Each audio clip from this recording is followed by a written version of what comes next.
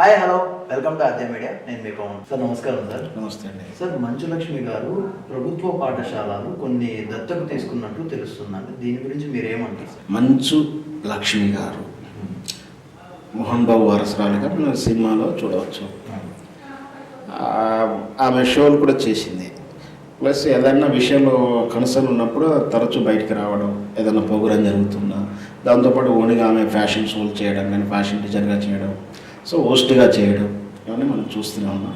So దాంతోపాటు తను ఏంటంటే సేవా కార్యక్రమాలు చేస్తూ ముందుకు వచ్చింది. సో ఆల్రెడీ యాదాద్రి జిల్లాలో కొన్ని పాఠశాలలకు దత్తత తీసుకోవడం, స్కూళ్ళని ఆమె ముఖ్యంగా తీసుకున్నటువంటి అంశం ఏంటంటే స్కూళ్ళను, ఊర్లను కాదు స్కూళ్ళను దత్తత తీసుకుని, అది ప్రభుత్వ పాఠశాలను.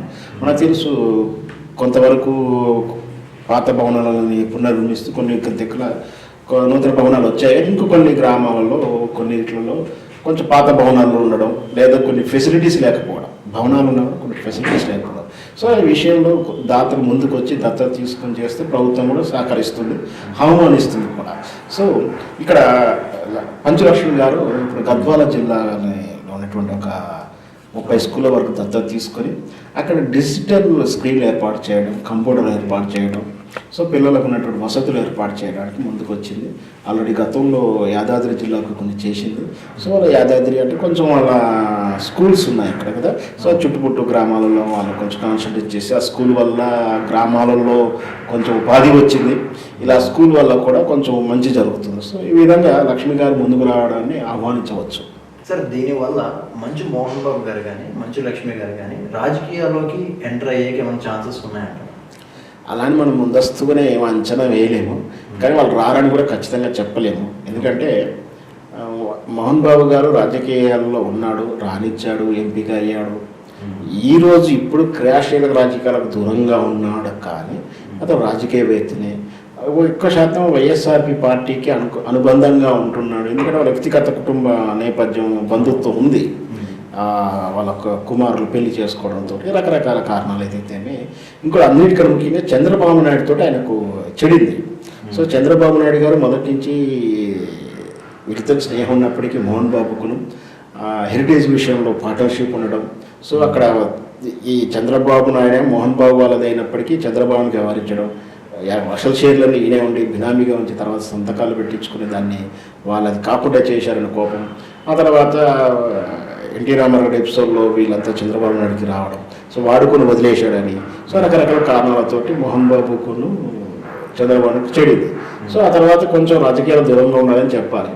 సో ఇప్పుడు మాత్రం ఇప్పుడు వస్తున్న వార్త ఏంటంటే తెలుగుదేశం పార్టీ కరెక్షన్ ఇప్పుడు వస్తున్న వార్తతో వైఎస్ఆర్పి పార్టీ తరఫున రేపు రాబోయే ఎలక్షన్లో పోటీ చేస్తాడని, కాదు పోటీ కాకుండా గౌరవంగా రాజ్యసభకు నామినేటెడ్గా వెళ్తాడని రకరకాలుగా వస్తుంది. సో గతంలో కూడా చాలా పదవులు అంటే సినిమాకి సంబంధించిన సెన్సార్ చిత్రమండలి డైరెక్ట్ అవి అడిగినట్టుగాను తాను తృణీకరించి వద్దులే అన్నట్టుగా తెలుస్తుంది. సో రాజకీయాల్లోకి వచ్చే ఆలోచన ఉంది, రాజకీయాలకు దూరంగా ఏం లేరు, కానీ రాజకీయాలకు వస్తానికి సేవలు చేసేది మాత్రం అనలేము, అనకూడదు కూడా. సో ఏవి చేసినా ప్రజల కోసం ఎవరికో మంచి చేయడానికి ముందుకు వస్తున్నారు. అవే కాదు చాలా తరచు కూడా వాళ్ళకి పుట్టినరోజునప్పుడు కానీ ఇతరతర విషయాల్లో కానీ వాళ్ళు దాన ధర్మాలు చేయడం కానీ. సో రాజకీయాలు అన్నప్పుడు విభిన్న దృక్పథం ఉంటుంది, లేదా మనం డిఫర్ చేయొచ్చు.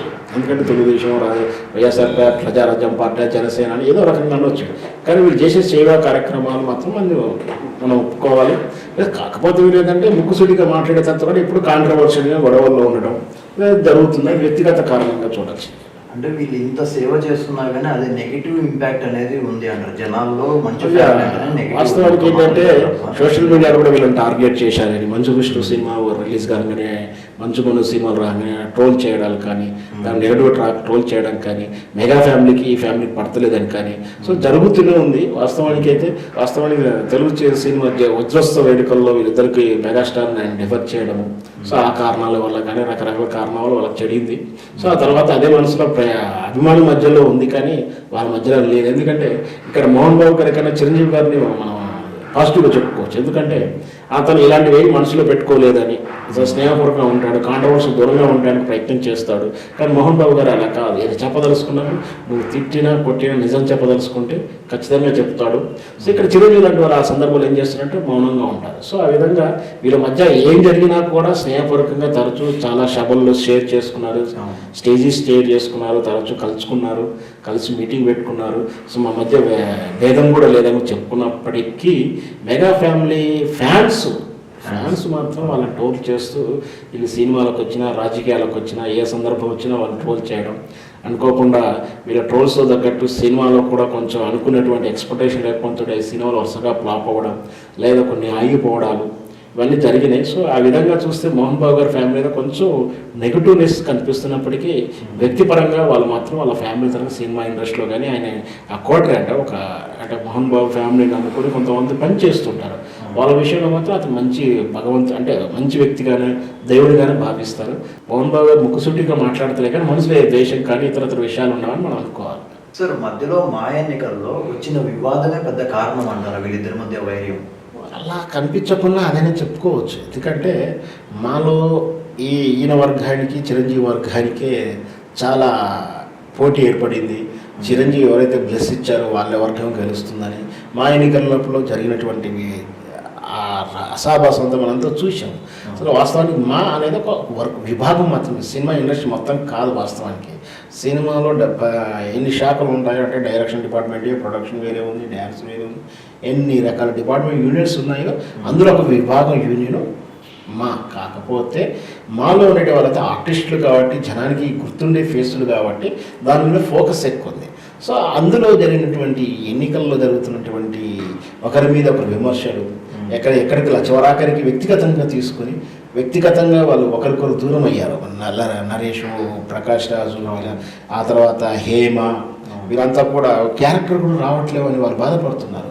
అంటే ఎన్నికల్లో చాలామంది రెండు వర్గాలు వినిపించిన తర్వాత మా ఎన్నికల వల్ల మేము నష్టపోయామని చెప్పి కూడా ఆర్టిస్టులు చెప్తున్నారు. ఎందుకంటే మాకు ఈ సురేఖ వారు కానీ ఝాన్సీ కానీ ఇంకా ఎవరు చెప్పినా కూడా వాళ్ళు ఏమంటున్నారంటే ఈ మా ఎన్నికల మీద మా మీద ప్రభావం చూపింది. అంటే 10 రావాల్సిన ఇక్కడ ఒకటే వస్తుంది, లేదా 10 మంది పిలిచి అక్కడ ఒకరి ఇద్దరు పిలుస్తున్నారు. సో మా ఎన్నికల్లో ఉన్నటువంటి ఈ వర్గపోలు కాస్త వారు వృత్తిపరంగా దెబ్బతిన్నారు. సో ఏదున్నా కూడా సినిమా ఇండస్ట్రీ మా అయినా సరే ఇంకా ఏ వర్గైనా అందరూ ఒకే కళామత పిల్లలు కాబట్టి కలిసిమెలిసి అందరిగా ఉంటే బాగుంటుంది. Thank you sir, thank you so much. ఇదండి నేటి సినీ రాజకీయ విశేషాలు. చూస్తూ ఉండండి ఆద్య మీడియా. నేను మీ పవన్.